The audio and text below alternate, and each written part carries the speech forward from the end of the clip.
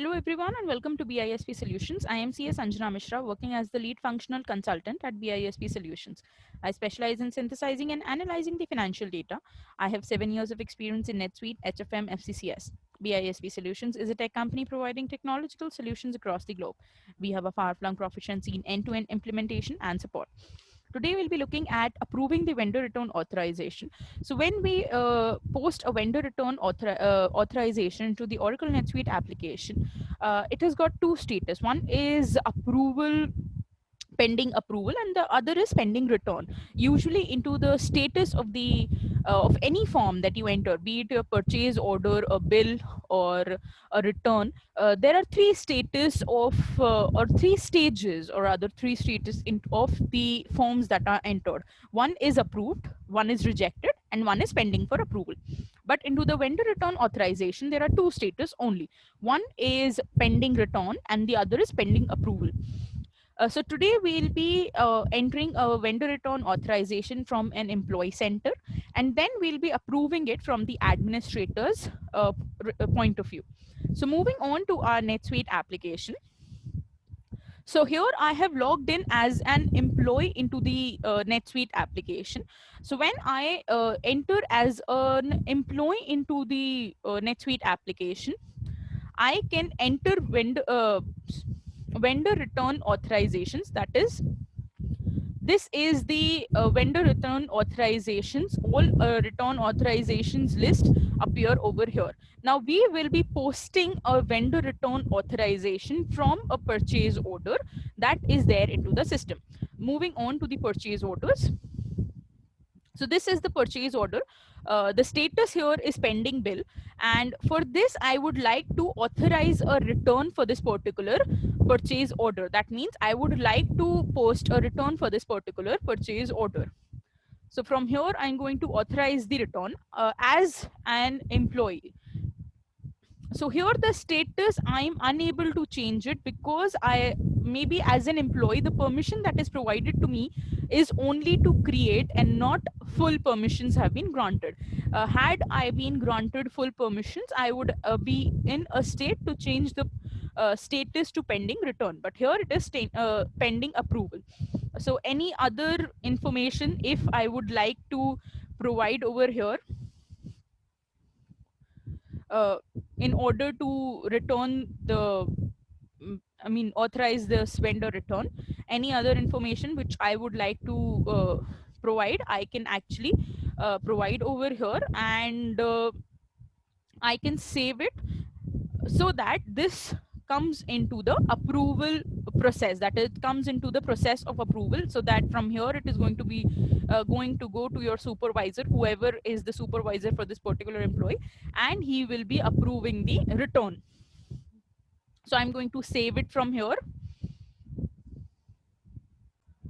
The return authorization has been saved, and let us go to the return authorization list to check whether it has come into the list or not.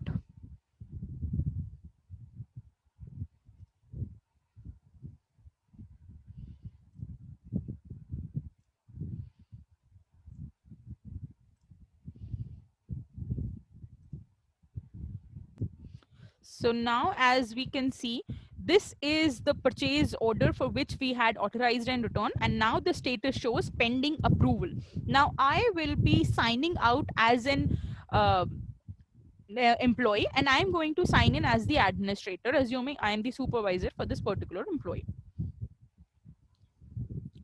So I now have signed in as an administrator. That means I've got all the permissions which I can grant to any of the employees, or all the employees in the organization. So from here, I am going to approve the returns created by this employee.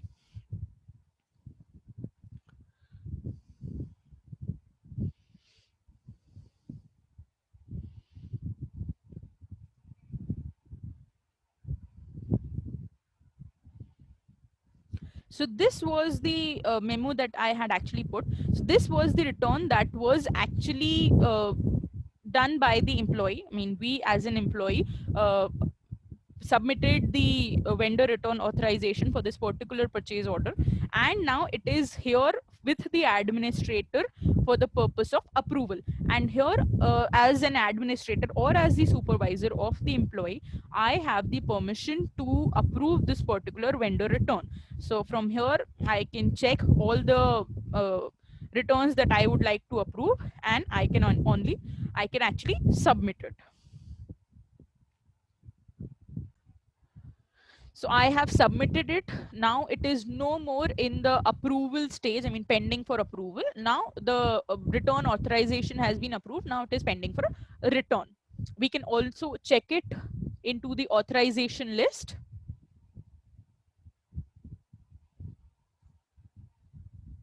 So this is the vendor authorization list. And as we can see, this one is the this one is the bill for which we had put up a return authorization and we have approved it. And now the status shows pending return. Before it was pending approval. Now it is showing pending return. So now the next step comes here is I will return this product and approve the returns, and I'm going to ship it back and credit the bill. So this is how we can actually approve the vendor returns authorization as an administrator or as the supervisor of the employee who have created the vendor return authorization. In case of any, so this was all from my side. In case of any questions, queries, consultation, or information, you can of course get back to us at www.bispsolutions.com. Thank you so much.